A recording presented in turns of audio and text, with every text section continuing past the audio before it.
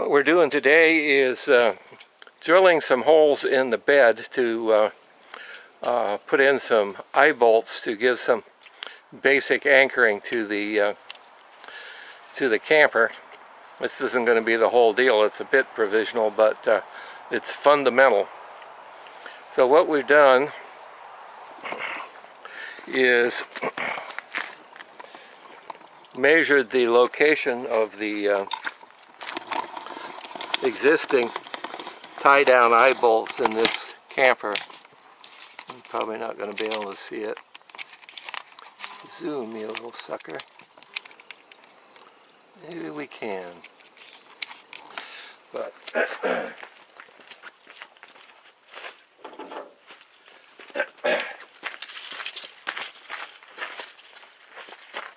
right back in here, right in line with the rear edge of this opening port, is an eye bolt, and it's about 17 inches back from the front of the camper and right close up against the edge of the vertical face here.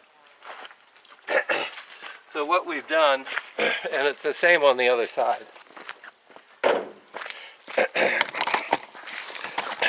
what we've done is measured back from the front bulkhead of the bed and figured out the camper is 37.5 inches wide and the space between the wheel wells is 41. So that's about 1.5 inches space here free on either side, and we wanted to be able to be sure that if we put an eye bolt here and we set this thing down in the camper and it wasn't exactly centered, that when we slid it in, it wasn't going to hit this eye bolt. So we've got it back enough, and I think we'll put in a strip that's basically a 2x4 on edge here to make a guide, so that this thing will not only be absolutely centered in the camper, but it won't be able to move side to side, because we'll put a piece of 2x4 in here, and that'll hold it. So we measured back here. It ends up being about 16.5 inches, 17 inches, and we measured over, found out, drew a line for where the edge of the camper was, the vertical edge will be when it's centered, and measured over from that so that we weren't going to interfere with it when it slides in and out, if it slides. Then we got underneath the truck, did the same measurements to see what was under here before we drilled, and it turns out that the vent line for the gas filler cap comes under here, but it's a couple of inches below this. So by drilling a pilot hole, we could see exactly where it was going to come out. We started with about, I don't know, an 1/8 inch drill. Then we went to about a 3/16 inch drill, and then we went to this big sucker over here, which is 1/2 inch. So we've got enough room under there. We'll be able to put a doubler plate under and stick a short bolt and a nut and a washer under there without hitting anything. We did the same thing on the other side. We looked under there. There's nothing interfering with it at all. Now the other thing we learned is that about 10 inches behind this front bulkhead, which would be about here, there is a frame that goes across that supports this thing that's tied to the frame, and it has holes drilled in it every so often. And so it's possible to utilize that later to get a frame mounted bolt in here, and we may do that additionally. There's two things you want to compensate for. One is the camper trying to lift up as you go around corners, and the other is the camper trying to slide back.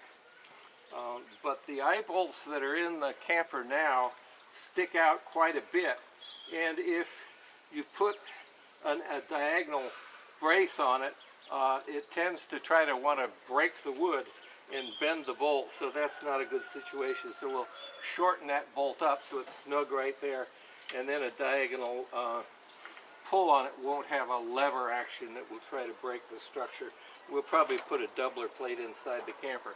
But right now, we're just going for eyes that connect to something solid that pulls straight down, and dirt simple. So that's what we're doing.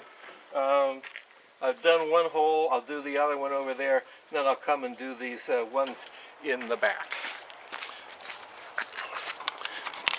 So the tools you need to do this job are very simple. You need a measuring tape, and you need to start with the measurements taken off your camper and transfer them to the truck. You need a set of drill bits that are good for drilling metal. This is my my junk set, not my good ones, but they're working. And you need 2 or 3 drills, and you need a marking pen to mark where your hole is going to be.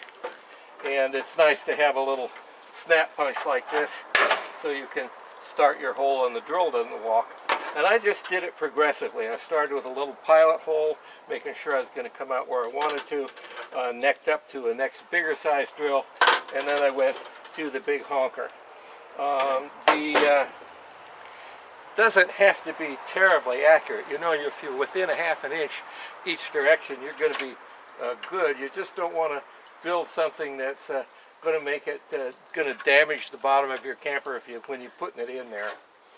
So there you go, real simple.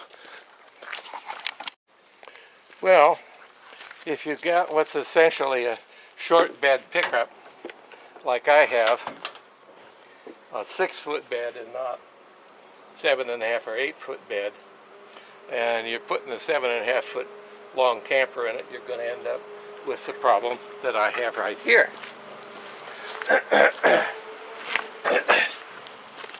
And that is that, measured from the front of the camper, the rear eye bolt is at 79.5 inches, which in a 6-foot bed ends up in the tailgate, and you can't use that as a tie down. That's not going to work.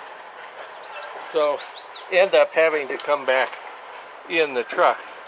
Well, here's a tie down up on the side of the camper, which really is not too good because it's pulling sideways, and what we want to do is try to pull down as much as possible.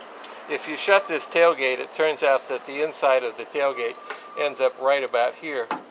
So we can put a fastening here. This is actually a separate L-shaped piece of metal separate from the bed, but I think we're going to go ahead and use it, and we're going to do the same thing we did before, and that's to set this hole back enough so that the camper can slide in without being damaged. And where is my tape? So we know we're gonna go in the middle of this thing. So we're gonna get a line there. That's 73 inches. So that's 6 inches back from where we want to be. But in a way that's okay, because you want an angled connection to keep the thing from sliding backwards. And we'll take that eye bolt that's in there that's 6 down this long, and we'll get it right up against the structure so that when it pulls on there, it doesn't have that long lever arm to break it. And we'll use the same offset in here that we did with the other one. I think I buried my tape under my jacket here somewhere, or left it back under the camper. Oh, I'm sitting here looking at my tape, looking for this tape and trying to figure out where it is. So anyway, we got our mark there. We're going to come in like we did on this other seam to and 1/4 inches. So that's going to put our fastener right there. And I'm just going to stick my hand up there, and there's not going to go through that taillight wire for careful. So that's what we're going to do. Okay, nothing very magic about this, but you can watch me do a hole. Here's my cross mark. Center punch it. Small drill. Get the tip of the drill on the center punch.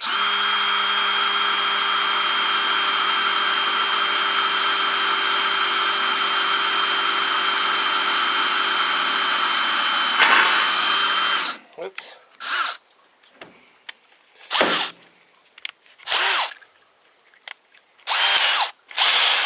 Well, this steel seems to be heavier than the steel in the bed. That's okay.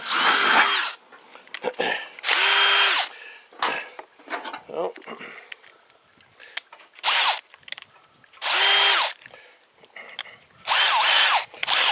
Go up the next size drill. Drill that out.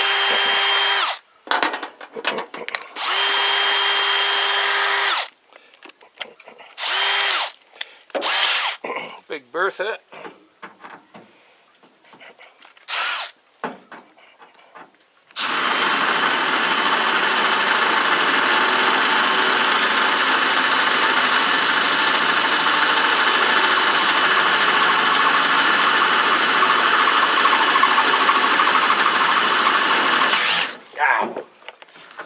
Torque on that drill. Okay. So now we'll just go do the same on the other side. Okay, so what we got now are 4 mounting holes that are positioned as well as we can to give a good connection to the existing eye bolts in the camper.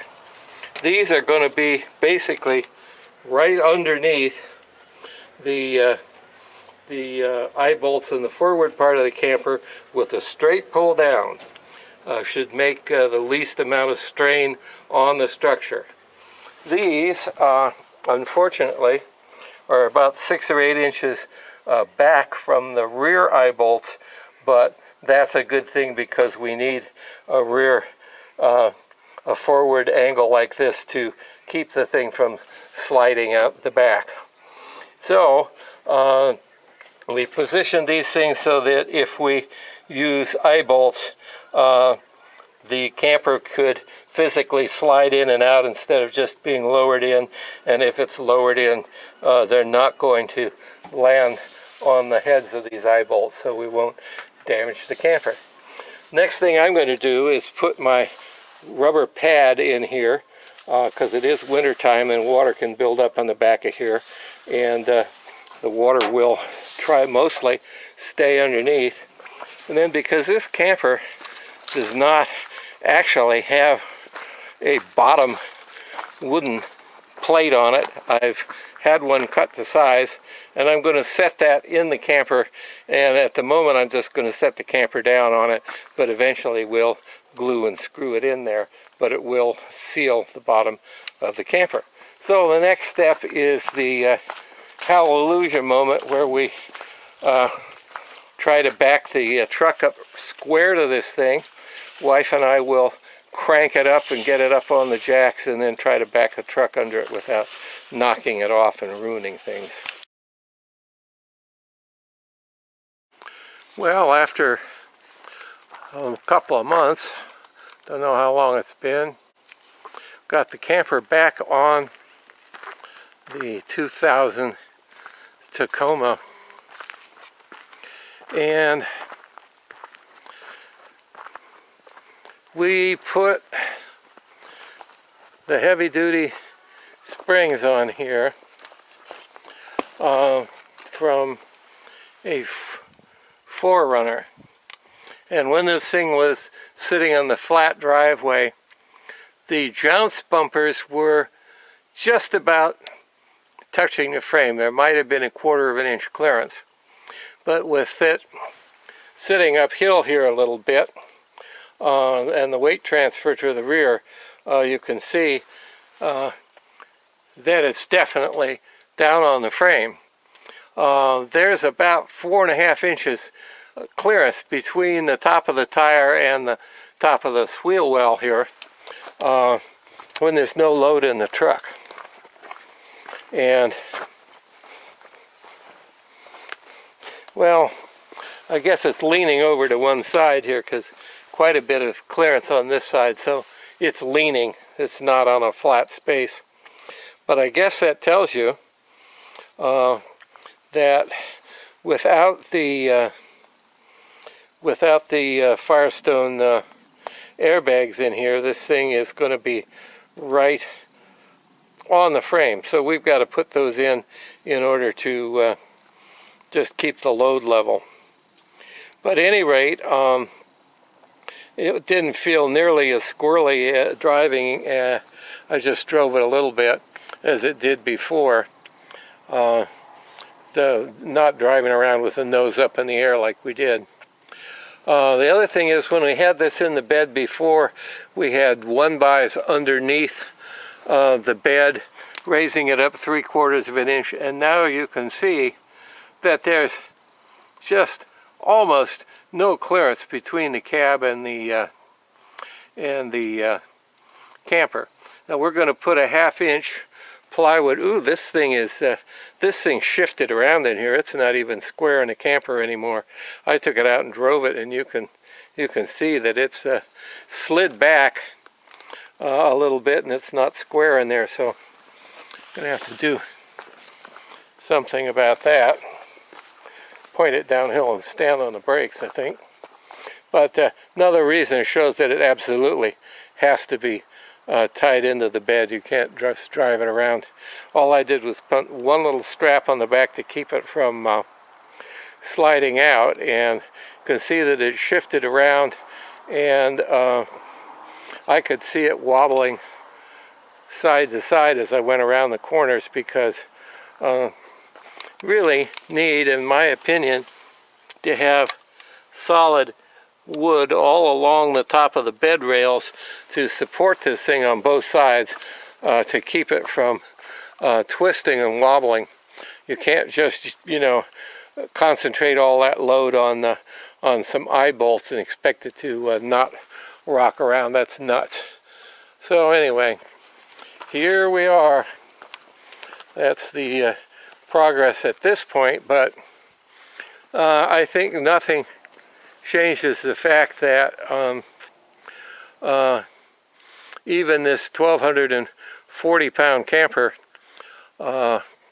is just really overloading one of these little trucks unless you beef up the suspension. It's got to have the airbags in there. It's got to have proper tie downs. It's got to have some rails, build up wood along the rails on both sides so that the camper really is sitting on it properly. And and the heavy springs, and then heavy tires. So it's I think it's a losing proposition to try to put a cab over camper on one of these trucks. There are some other campers that aren't cab over. They kind of stop right at the front and don't have the cab over thing, and they're 400 pounds lighter, and make a lot more sense for this kind of a truck. Either that or just pull a damn trailer. You can pull 2,500, 3,000 pounds and not even break a sweat.